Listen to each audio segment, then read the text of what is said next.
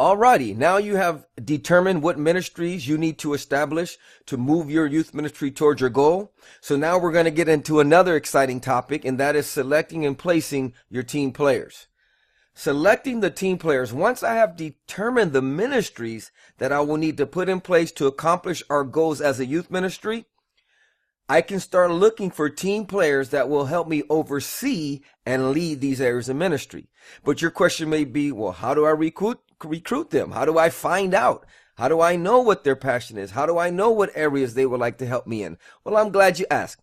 There are two questions that I usually ask, and I want to give them to you. And these two questions will usually tell me a person's passion. Now, I'm going to try to place them in an area of ministry where their passion is at. Let's take a look at those two questions. We call them the two questions. Number one, if you could do anything for God and you knew you wouldn't, what do you think that blank is? Fail, what would you do? That's one question I will ask someone when I'm looking to find out their passion or what area of ministry they could help our team with.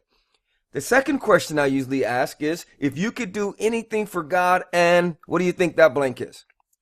Money didn't stop you, what would you do? Those are the two questions that I usually ask my team players.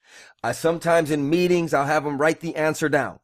And I would encourage you to do that also. If you have a team, you're a youth pastor, youth leader, youth worker, or leader for that matter, to find out the passion of your team and how they can help you grow your ministry and move it towards your goal. If you ask them these two questions, it will usually answer the question of where their passion is at.